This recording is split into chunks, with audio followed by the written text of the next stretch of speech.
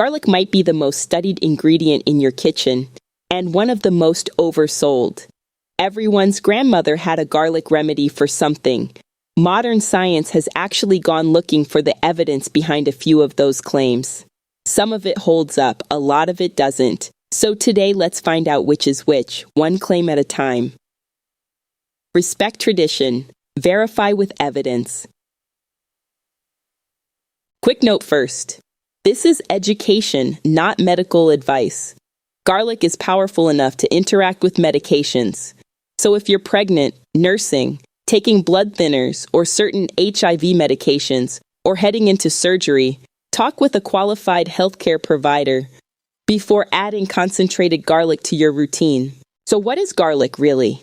Botanically, it's Allium sativum in the family Amaryllidaceae, a family it's only recently been correctly placed in. For a long time it was grouped with the lilies. What we eat is the bulb, a cluster of individual cloves, not a root. And here's the piece that matters for almost everything else in this episode. Whole garlic contains a compound called alliin, which is odorless and inactive on its own. It's kept separate inside the cell from an enzyme called alliinase. The moment you crush, chop, or chew a clove, those two things meet, and alliin converts into allicin, the pungent active compound most garlic research is actually about. But allicin has a problem. It's chemically unstable. It breaks down within hours, and cooking destroys it before it can even form. Hold on to that, because it's going to matter a great deal later in this episode.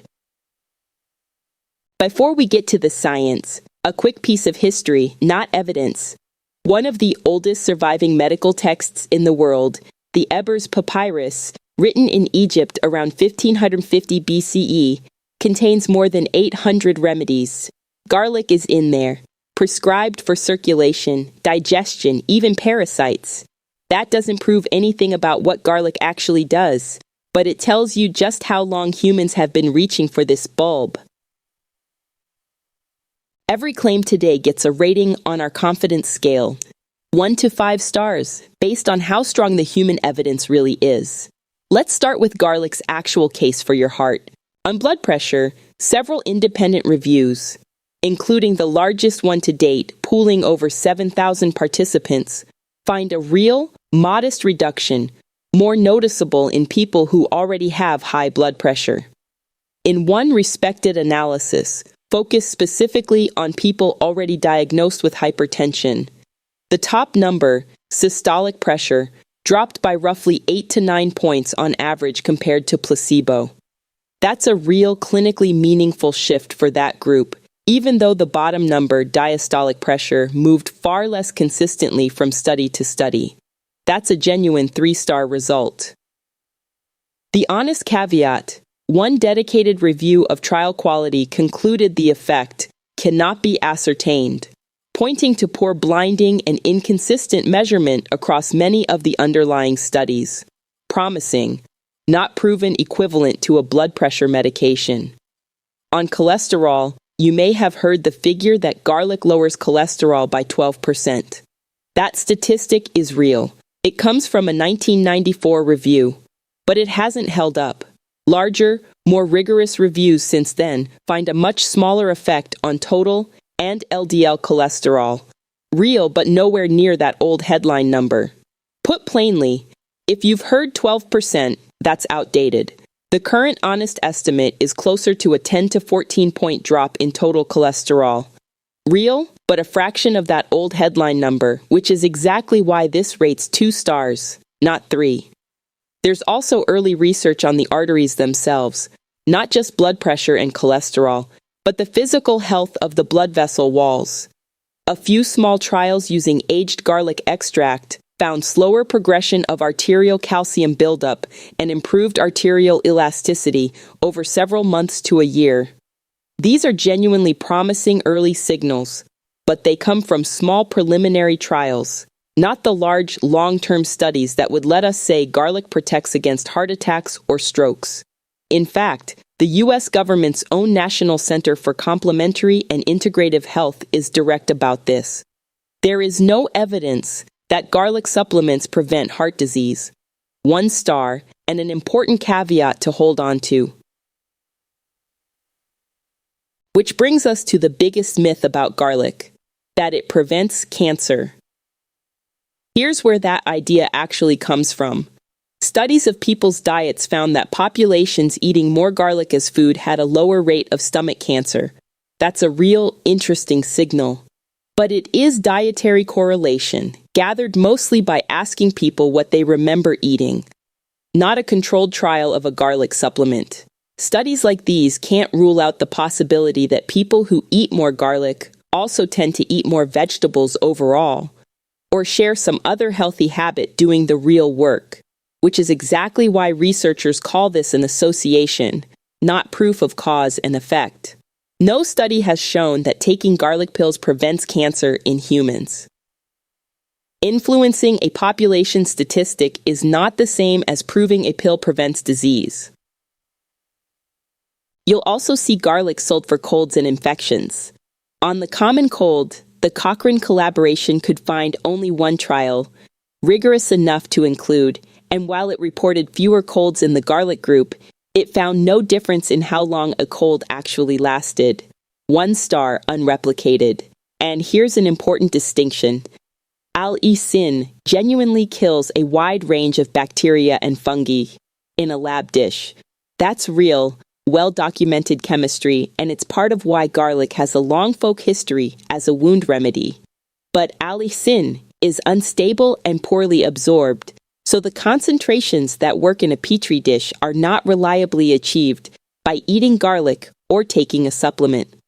That laboratory activity has not been shown to translate into garlic treating actual infections in people. In a dish is not the same as in you. Which brings us back to that unstable compound from Act 1, and why so much garlic research is confusing. Remember, allicin breaks down fast and forms differently depending on how garlic is prepared. A careful bioavailability study found that how much allicin a product actually delivers varies enormously, from as little as 22% to over 100% of what's claimed, depending entirely on the product. In plain terms, a large share of the older garlic tablet research used products whose actual dose was never verified. That's part of why aged garlic extract exists. Garlic aged for months in solution, which trades allicin for a different stable compound called S-acetylcysteine. Unlike allicin, S-acetylcysteine survives digestion consistently, which is exactly why researchers favor it for careful dosing. You know precisely what a participant received trial to trial, in a way the old garlic powder literature often couldn't guarantee. It's a cleaner story to measure, but here's the honest twist. The 2 largest, most recent reviews looked specifically for whether aged extract actually works better than ordinary garlic powder or oil, and found no significant difference for most outcomes. So the real story isn't that one form has been proven superior, it's that raw garlic's research has a measurement problem, and aged extract solves the measurement problem without yet proving it's the better choice. I'm so worms. A clove of garlic in your cooking, garlic powder tablets, typically 600 to 900 milligrams a day in trials. Aged garlic extract, commonly 1200 milligrams a day. Garlic oil, the least standardized of the group. Raw garlic itself is rarely standardized at all in research. Trials that use it tend to describe the dose simply as grams of fresh garlic, roughly 1 clove a day, rather than a defined amount of any active compound. That's not a minor detail, it's a big part of why raw garlic's own research literature has been so hard to compare study to study. A clove in your dinner and a supplement capsule are simply not the same dose, the same gap this show has found in every herb so far. So here's where that leaves us. The evidence ranges from genuinely real blood pressure to modest cholesterol to thin arterial health, the common cold, to a popular claim that doesn't hold up at the supplement level, cancer prevention. Garlic remains a modest helper in its best case, not a cure. Which brings us to safety, the part you don't skip. Bleeding risk. Garlic can thin the blood.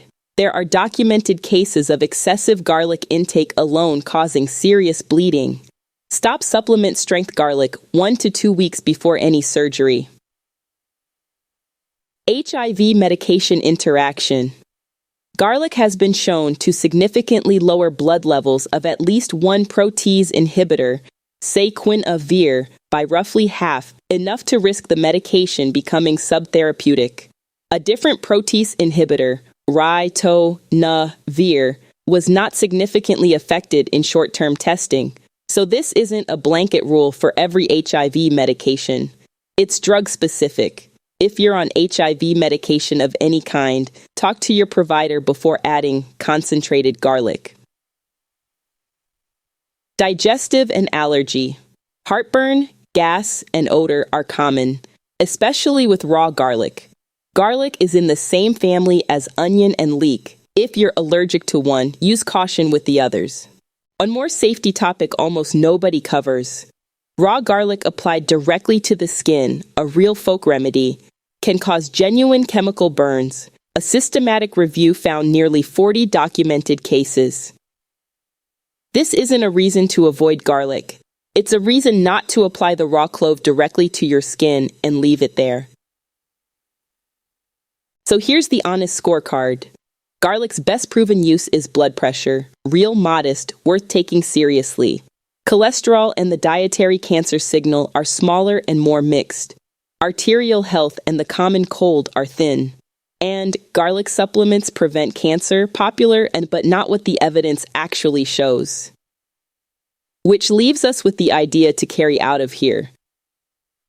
Garlic has a real, modest cardiovascular case, not a cure, not an antibiotic, and not a cancer preventive in pill form. The strongest evidence is blood pressure. Everything past that is smaller, or still being worked out. And the form you choose, clove, powder, or aged extract, changes what you're actually taking far more than most labels let on. If that's the kind of grounded, honest herbalism you've been looking for, subscribe and grow with us. And next time, elderberry, the immune support favorite with a genuine raw berry warning. Does the evidence back up the reputation? Respect tradition. Verify with evidence. See you next time.